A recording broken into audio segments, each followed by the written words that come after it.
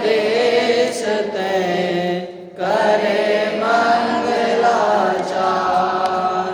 सोहे जिन शासन में आत्मानुशासन सुत, जाके दुख हारी सुखकारी साची शासना।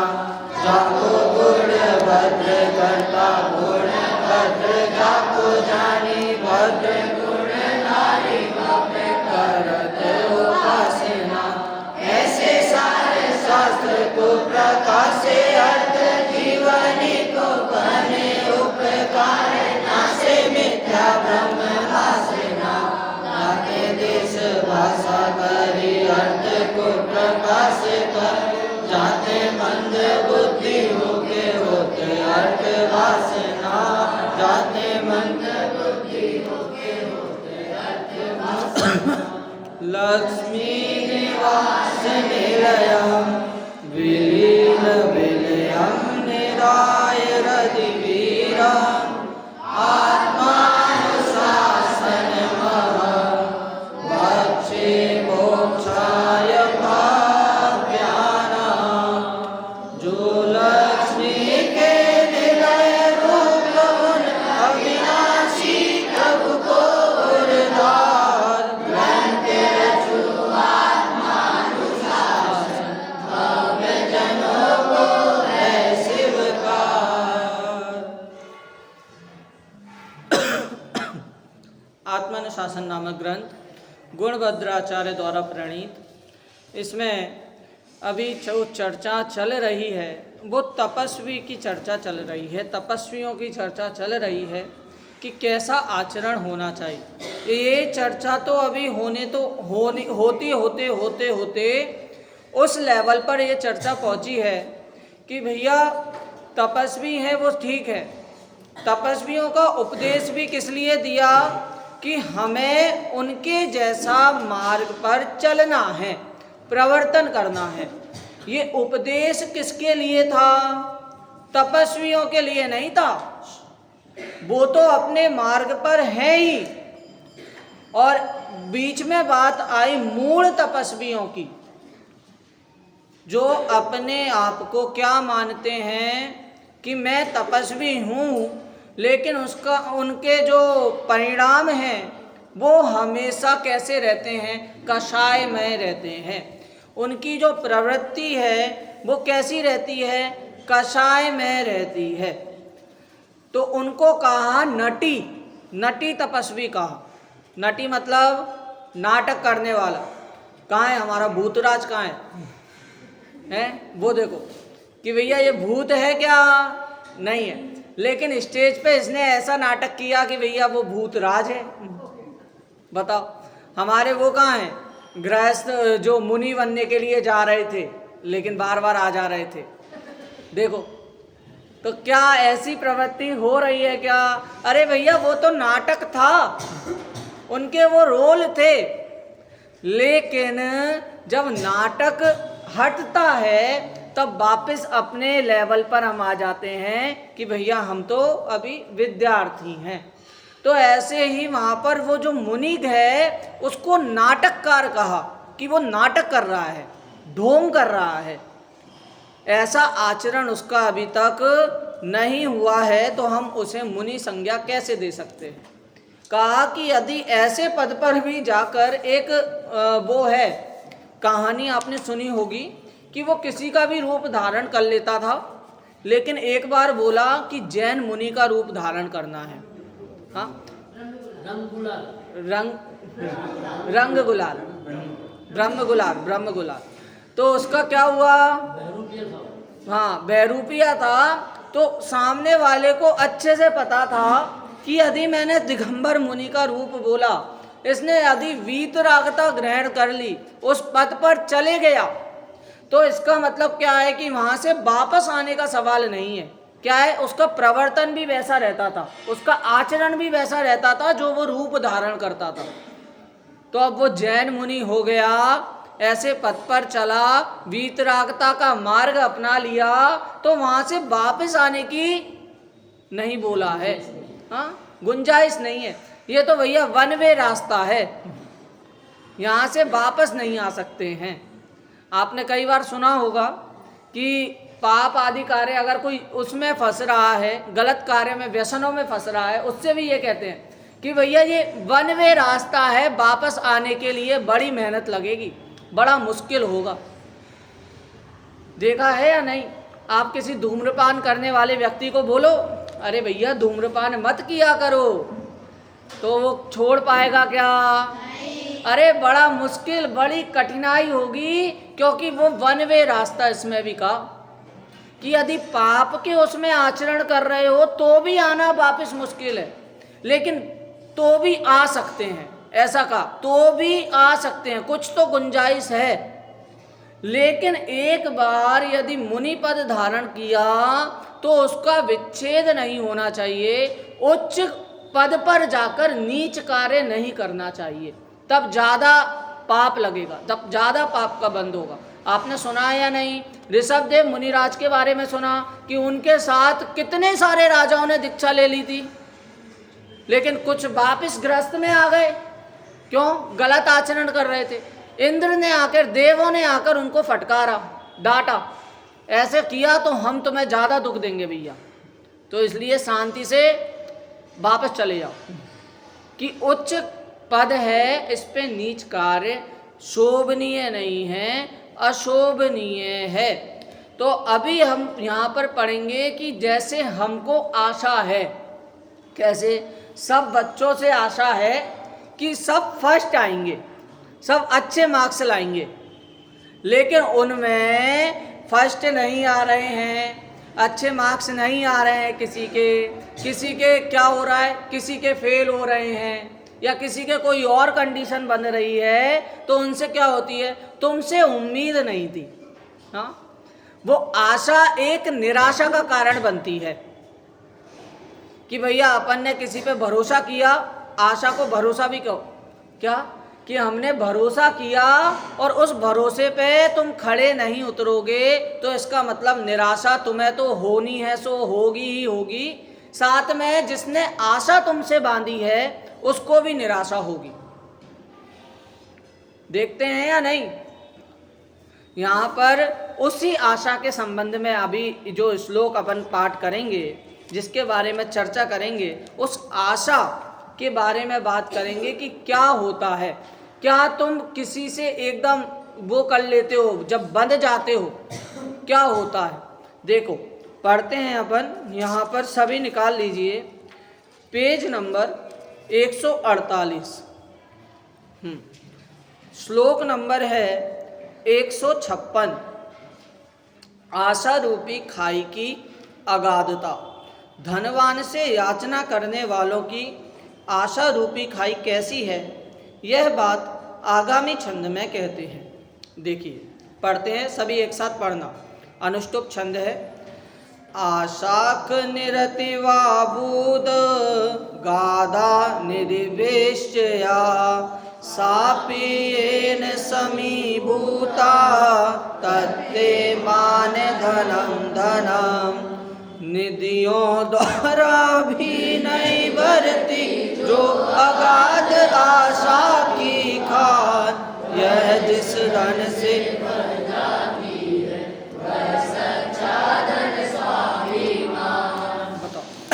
स्वाभिमान, यहाँ पर स्वाभिमान की भी चर्चा की। भैया मान गलत है और स्वाभिमान बहुत सही है।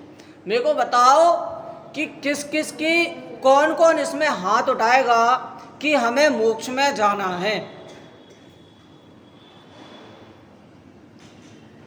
नहीं जाना भव्यांश?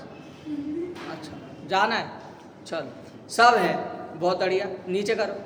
क्या अब मैं बोलूं आपसे कि आप मोक्ष में, आप क्या, हम सभी मोक्ष में अनंत बार जाकर आए हैं, आए हैं या नहीं? निगोदिया जीव उस मोक्ष में है, वो बनकर आए। वो निगोदिया किसका कारण? वो मान के कारण बने हैं। लेकिन यदि स्वाभिमान है तब जाकर हम सिद्धत्व की प्राप्ति करके तब मोक्ष में जाएं। सबसे पहले स्वाभिमान होना चाहिए। लास्ट में कहा ना इसमें, वह सच्चा धन स्वाभिमान।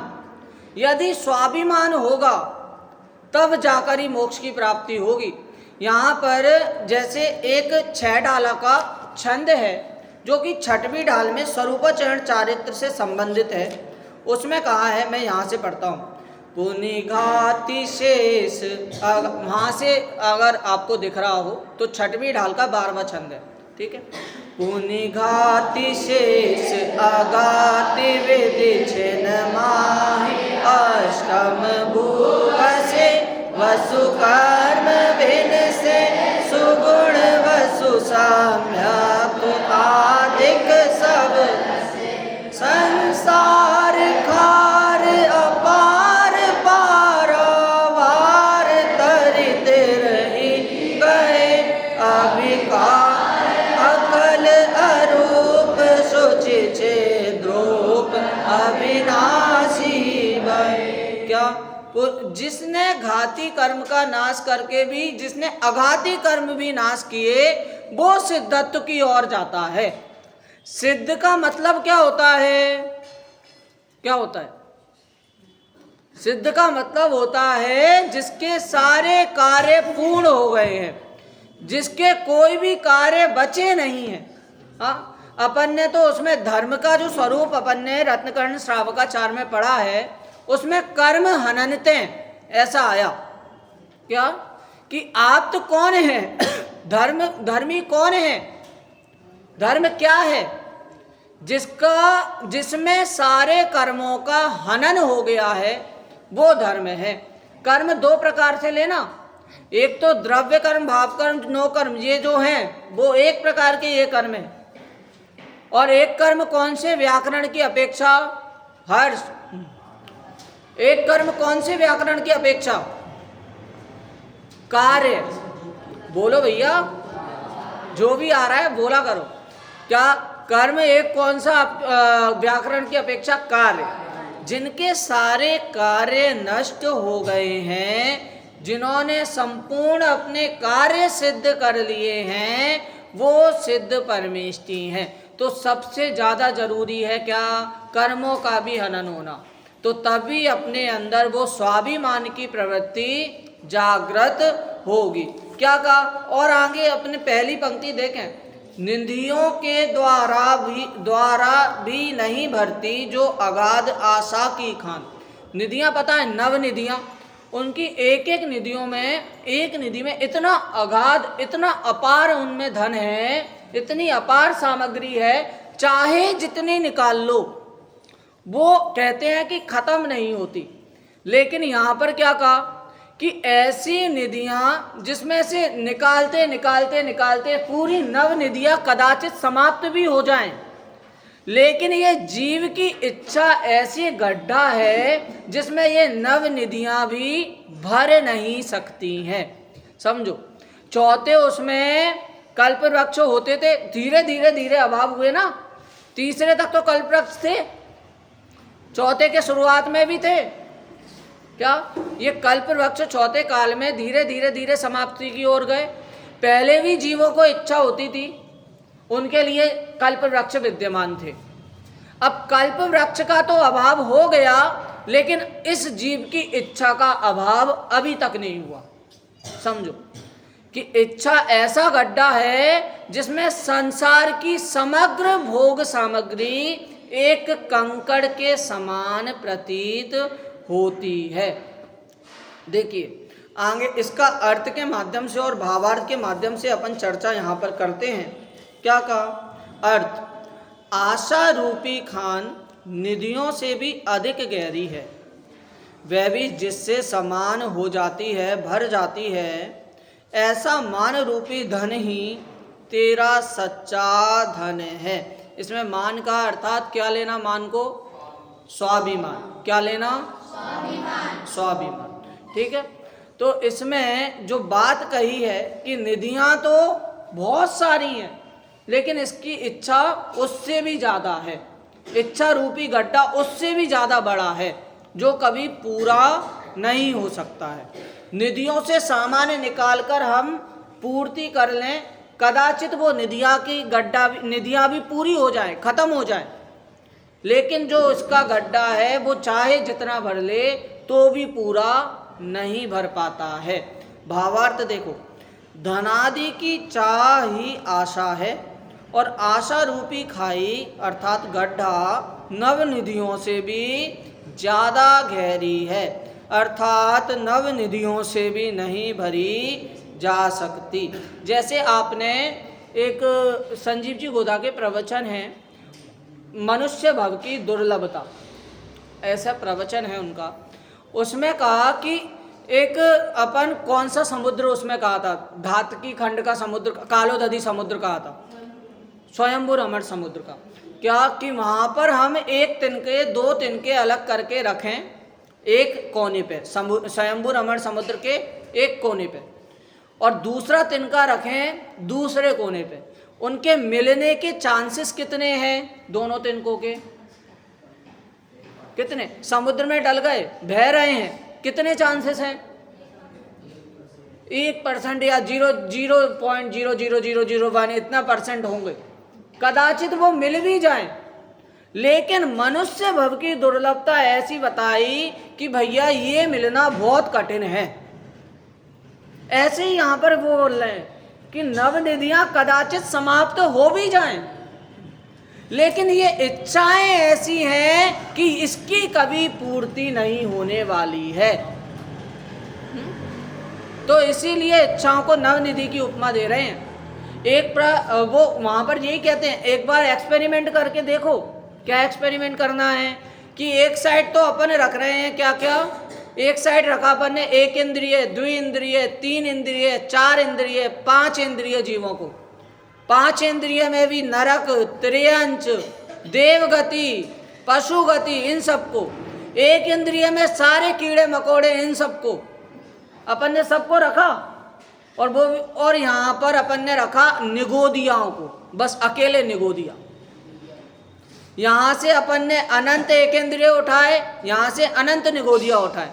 एक इंद्रिय निगोदिया, एक इंद्रिय निगोदिया, एक इंद्रिय खत्म।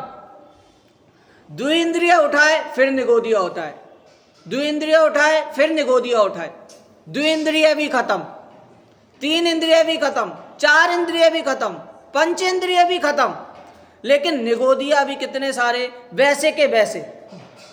बताओ, इतने निगोदिया की संख्या है। और उनमें से हमें कितना सौभाग्य मानना चाहिए अपना, हम कितने पुण्यवान हैं, हम कितने अति पुण्य उदयम आया कह रहे हैं।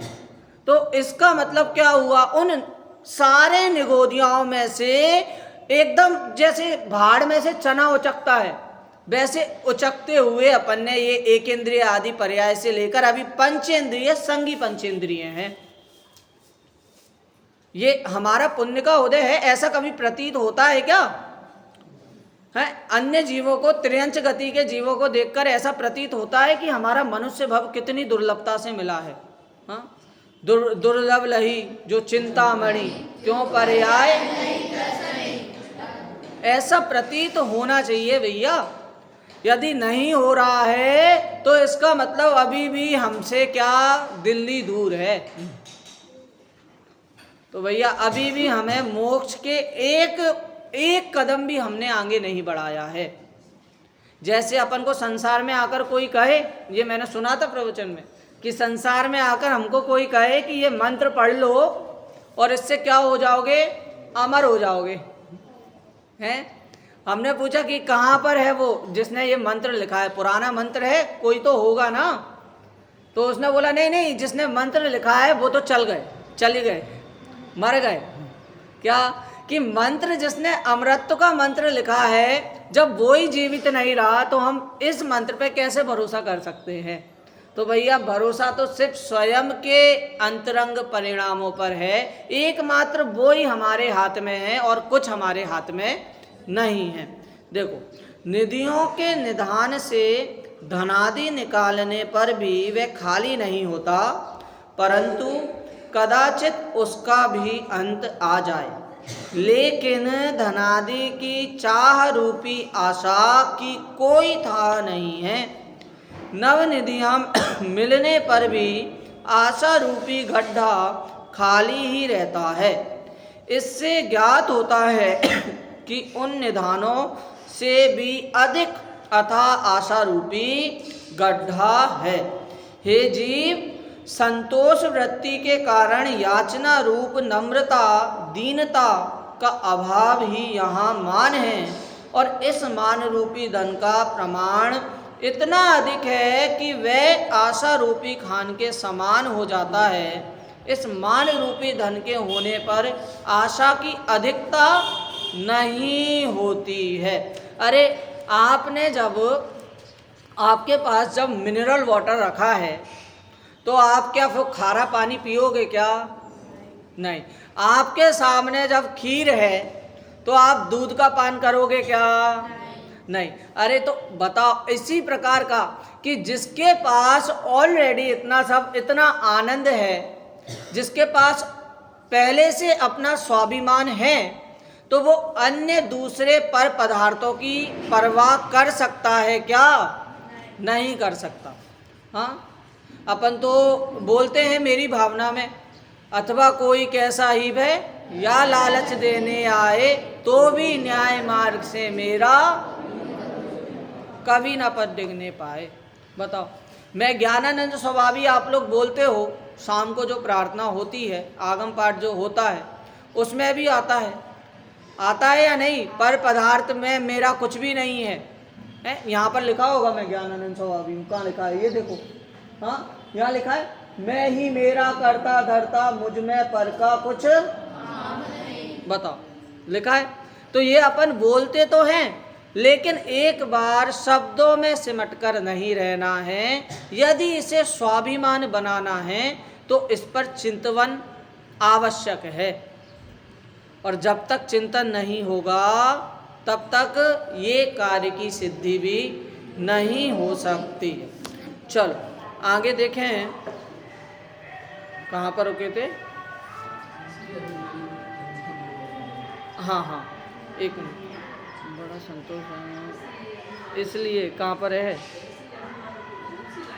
दूसरी लाइन में। अच्छा, इसलिए अभिमान रूपी धन को नवनिधियों से भी बड़ा जानकर संतोष धारण करके धनादिक के लिए याचना नहीं करना चाहिए, क्योंकि आशा की पूर्ति के लिए ही धनादि की याचना की जाती है, और निधान पाकर भी आशा नहीं मिटती तो थोड़े से धन से कैसे मिटेगी? अतः संतोष वृत्ति रखकर धनादि के लिए नम्रीभूत दीन नहीं होना चाहिए। यही परिणमन उपादेय है। चलो मैं आपसे पूछता हूँ कि 10 लाख तक की नौकरी अभी कौन चाहता है? मतलब जब आप पढ़ लो तब आपकी महीने की 10 लाख सैलरी होनी चाहिए। सिर्फ नियोग ही चाहता है? अच्छा, तुम भी चाहते हो। और यदि 20 लाख की मिल रही है तो लोगे क्या? अरे अभी तो 10 लाख पे सीमित थे। 50 लाख की मिलेगी तो लोगे क्या? तो भी ले रहे हो। अरे तो इसका मतलब क्या हुआ कि भैया धन चाहे जितना मिले, सैलरी चाहे जितनी मिले, लेकिन हमारी आशा क्या है? बढ़ती ही जाती है। 10 लाख वाला जो नौकरी कर रहा है उससे पूछो कि भैया तुम्हारी सैलरी है, तुम उससे सेटिस्फाई हो क्या? वो वहाँ पर ये बोलेगा, अरे भाई साहब कम सैलरी है, 10 लाख में 50 लाख का काम करा रहे हैं। उसकी 50 लाख बढ़ा दो तो क्या बोलेगा? अरे 50 लाख का 1 करोड़ का काम करा रहे हैं, कम है। अब किसी भी व्यक्ति से उसकी सैलरी पूछो, वो अपनी सैलरी से सेटिस्फाई नहीं है। किसी से भी ये पूछो कि जो बॉस है तुम्हारा सही है, वो उन सब के लिए वो बॉस खराब ही होता है। अरे उनको बॉस बना दिया। तो इसीलिए क्या है कि इसका जो पर के प्रति जो उसका बढ़ना चाहिए, आशा पूरी होनी चाहिए, वो आशा किसी की पूरी कभी संसार में रहते हुए तो नहीं हो रही। संसारी पर वस्तुओं के संबंध में तो नहीं हो सकती। वो आशा कहाँ पर पूरी हो रही है? तो वो सिद्धों के पूरी हो रही है। अपन को लगता है कि मुनिराज जो तप कर रहे हैं, बाहुबली मुनिराज बने, जब उनके बेल लिपट गई और उनके सांपों ने बिल बना लिए उनके शरीर में, तो आप बताओ कि कितना कठिन तप था वो या नहीं था? हाँ या नहीं? अरे बोलो तो, सो रहे हो? हाँ या नहीं? कठिन तब था। ये कठिनता का यदि स्वरूप अगर अपन को कठिनता लग रही है, इसका मतलब क्या हुआ कि अभी तक हमारे में स्वाभिमान प्रवृत्ति डेवलप नहीं हुई है। यदि कठिन होती, यदि उनको दुख होता, तो वो तब क्यों तपते? जिस चीज में दुख है उस चीज को तो छोड़ते हुए देखा जाता है ना, तो वो छोड़ते क्यों नहीं है? क्योंकि तप सुखमय है और वो स्वाभिमान से ही हमें तप की अनुभूति होती है। इसीलिए कहा कि स्वाभिमान यदि डेवलप नहीं है तो मान से निश्चित है कि निगोद में ये जाएगा ही जाएगा। इसीलिए स्वाभिमान को ज़्यादा उच्च बताया। और अब आगे के श्लोक में देखेंगे तो क्या कहेंगे कि भैया आशा रूपी खाई को भरने का उपाय भी बताएंगे। घबराना नहीं, ये भी बोला कि भैया आशा रूपी गलत चीज़ है, इतनी इच्छाएं वो सब गलत हैं, इच्छाएं नहीं करना चाहिए, लेकिन इसका उपाय भी बताएंगे कि अगर इच्छा है तो उस इच्छा को कैसे भरना है, क्या भरना है, क्या आशा होनी चाहिए, तो उसको सही मार्ग पर लगाएंगे। जैसे अपन क्या करते हैं, आपने संसार में सुना है law of attraction. Law of attraction documentary भी है, बुक भी छपी है और बहुत कुछ बताते हैं, पिक्चर भी बनी है, बोलते भी हैं पिक्चरों में, डायलॉग है, जिस चीज़ को बड़ी शिद्दत से चाहें तो उसे पूरी कायनात मिलाने में साथ देती है। ये सुना है या नहीं सुना? तो उसी प्रकार यहाँ पर क्या कह रहे कि भैया वो शिद्दत कहाँ होनी चाहिए? वो शिद्दत 100 में होनी चाहिए, आत्म परिणामों में होनी चाहिए। यदि बाहर के संयोगों में जो मैनिफेस्टेशन हो रहा है उसमें व्याकुलता कही है, लेकिन स्व के परिणामों में यदि मैनिफेस्टेशन है, ऐसी इच्छा है, तो उसके लिए क्या कह रहे हैं? उसके लिए पुण्य कह रहे हैं। उस शुद्धवामी कहना, उसमें भी इच्छा है, इसलिए यहाँ पर पुण्य का। देखो अभी आगे जाके स्पष्ट होगी ये बात। आशा रूपी खाई भरने का उपाय, तृष्णा का परित्याग का। आशा रूपी खान मान रूपी धन के समान कैसे होती है, यह बात आगामी छंद में कहते हैं। अनुष्टुपी इस छंद है, इसका सभी पढ़ेंगे। आशाख निर्गा देह मधा कृत जगत त्रया उत्सर्प्योत्सर्प्य तत्र स्थान हो सद्विसमीकृता। 3 लोक भी जिसमें लघु यह आशा रूपी खान अगाध करे सत्पुरुष।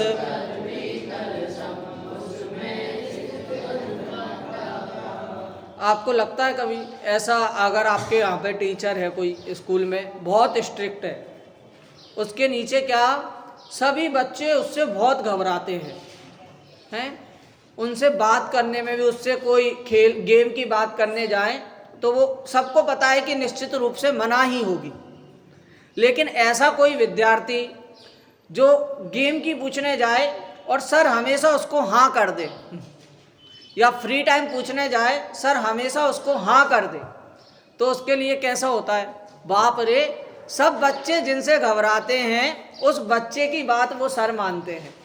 हाँ, ऐसा आश्चर्य सा होता है देखकर, उसके प्रति क्या आता है कि भाई ऐसा होना चाहिए। वैसे ही यहाँ पर क्या कह रहे हैं कि भैया जो आशा से, जो इच्छाओं से पूरा संसार दबा हुआ है, पूरा 3 लोक जो दबा हुआ है, उसको क्या बोला? जो सज्जन पुरुष होते हैं, जो इंटेलिजेंट स्टूडेंट्स होते हैं, उनको क्या बोला कि भैया वो आशा को अपनी पूरी फुलफिल कर लेते हैं, वो खुद अपनी आशाएं पूरी भर लेते हैं। कैसे? आपने चक्रवर्ती सम्यक दृष्टि के बारे में एक पंक्ति सुनी होगी। हाँ, चक्रवर्ती की संपदा इंद्र सरी के भोग, काग बीट सम गिनत हैं सम्यक दृष्टि लोग। अब जिनकी इच्छाएं ऐसी हैं, अपन ने कल वो वाली सिद्धों की श्रेणी में आने वाला ये वाली पढ़ी ना, उसमें भी क्या कहा कि वो कंकड़ के समान मणिमुक्ता का ढेर उनको लगता है।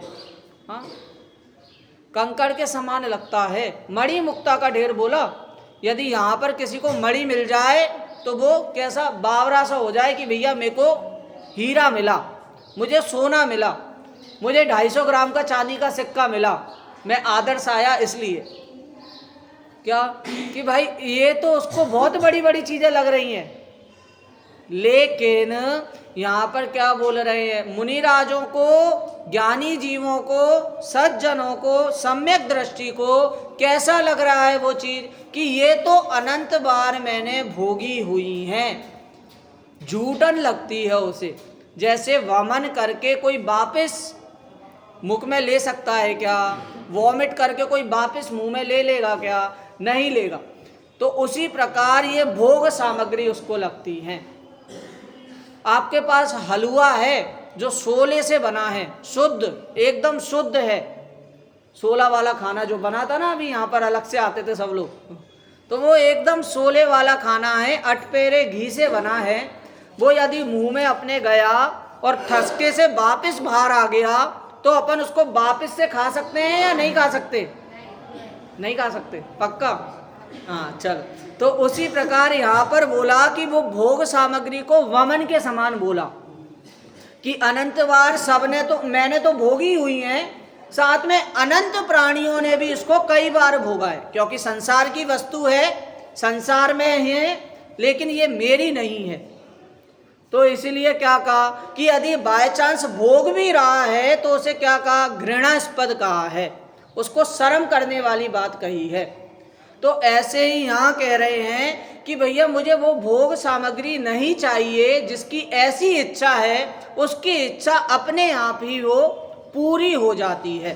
देखो अपन देखते हैं अर्थ के माध्यम से, यह आशा रूपी खान अथाह है, इसमें 3 लोक के जीवों को अपने अधीन कर लिया है, परंतु यह अत्यंत आश्चर्य की बात है कि सत्पुरुषों द्वारा इनमें से धनादिक को निकाल निकाल कर इसे पृथ्वी तल के समान किया जाता है।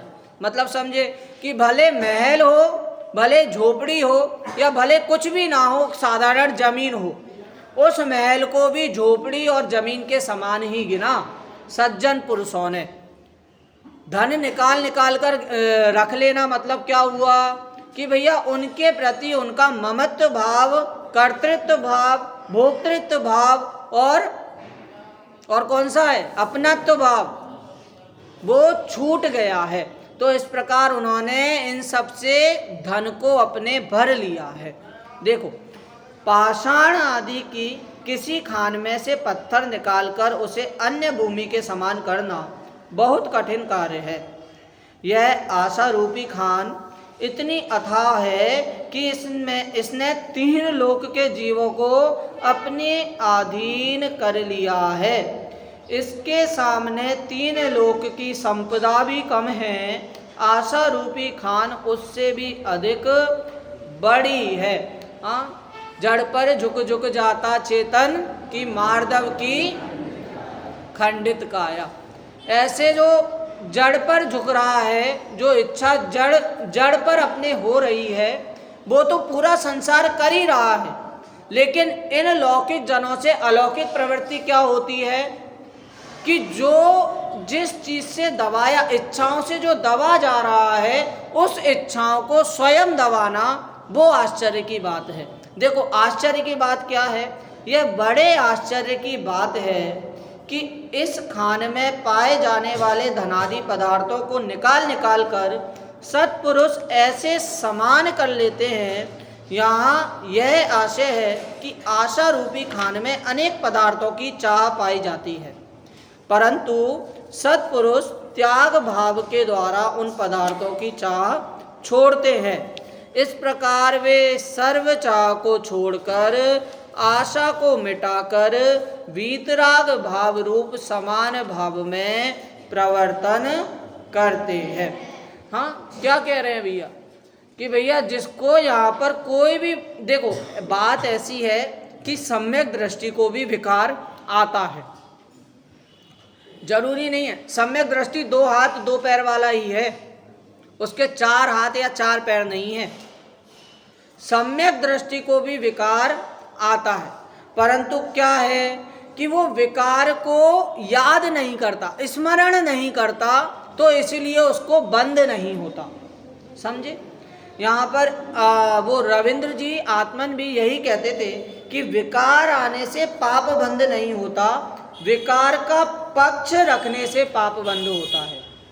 क्या वहाँ पर तुम्हें कोई ने एक बार जो मैटर हो गया, जिसने कुछ गलत बुरा भला बोल दिया सो हो गया, लेकिन अब बाद में उसी चीज़ को पकड़ के रोते रहना कि इसने मेरे साथ पिछले साल ये किया था, इसने पिछले साल मुझे बताया नहीं था, इसने पिछले साल मेरे से क्या किया था, मुझे बहुत दुख दिया था। अब पिछले साल की चीज़ लेकर इस साल वर्तमान में भी रोना, तो उसको क्या कहा, तो निरंतर पाप का बंध हो रहा है। यही होता है। प्रकरण और प्राकरणिक समझते हो कि रामचंद्र जी ने भी युद्ध किया था या नहीं, शामिल थे या नहीं, उसमें थे।